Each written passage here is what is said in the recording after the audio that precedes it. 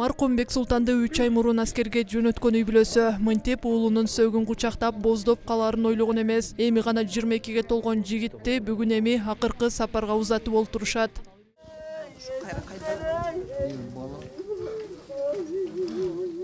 Каза болгон жоокер өзгөндүн Куршап айылында туулган. Үй бүлөдө 3 уулдун улуусу эле. Быйыл гана жогорку окуу жайын аяктап, күзүндө аскерге чакырылган болчу. Чынчыл оор басырыктуу жигиттин капысынан асынып алышы жакындары үчүн табышмак болуп турат. Ата-энесине мээримдүү, күйүмдүү, көчөгө бейчакке баспаган эстүү акылдуу бала эле. Окууну бүткөндөн кийин, апа, мен армияга барып келбесем ишке албайт, азыр ушундай закон, мен армияга барып келейин, ошол жерге барып мындан ары дагы мындай билим алып келейин деп кетти. Мына болгону 3 ай болду, мына баланын өлүгү келди. Бул эмне деген жакшылык? Сөздү көтөрө билген, ушунчалык айкөл бирөөгө кек сактаган бала болчу. Ушул жерде бала кезинде ушул айылда төрөлүп, ушул жерде өстү. Ушул Бишкекте армияга барды деп аябай сүйүндүк эле, анан бүгүн ушундай кабарды угуп турабыз. Ушинтип эле туристтардын өзүн өзү асып алды деген. Бул биз ишенбей турабыз. Бул нерсени такташыбыз керек, тактайбыз Кудай кааласа.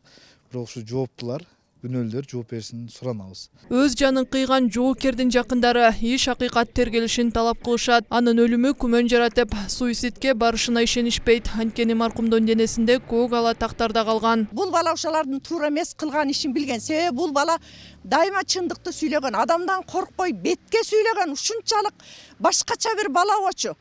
Ошону байкап калган. Же болбосо мындан бир башка бир нерсе катуу талап кылгандагы бул баш бербей койгон. Анан уруп өлтүрүп койгон деп ойлоймун мен. Балдардын бардыгы билет деп ойлойм мен. Ошол жерде бирге жатып, бирге чай ичип жүргөн балдар эмне үчүн билбейт? Муну түндө сап чыгып өлтүргөн эмне үчүн жандагылар билбейт?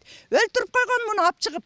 Ушуну тактап бериңиздер. Мен көптөн көп сиздерден суранам. Мен Кыргызстандын гражданини катары, Кыргызстандын атуулу катары мен сиздерден суранам.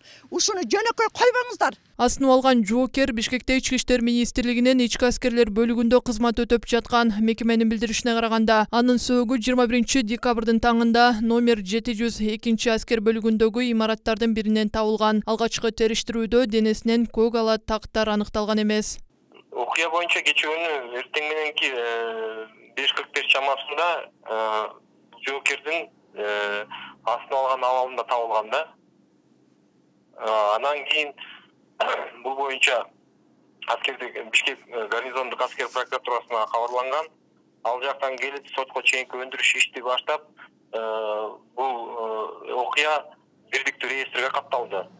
Азыр учурда полностью ошол эмени сотко чейинки өндүрүш ишин Бишкек шаардык аскер прокуратурасы алып барчу. Сот медициналык экспертизанын жыйынтыгы чыкмайынча биз эч нерсе дей албайбыз башка азыр. Окуя быйылкы жылдын эсеби боюнча номер 702 аскер бөлүгүндөгү экинчи өлүм. Быйыл февраль айынын башында да ушул эле аскер бөлүктө бир суицид фактысы катталган болчу. Назгүл Ахунова, Кудайберди Дыйканов, ТМЖ жаңылыктары.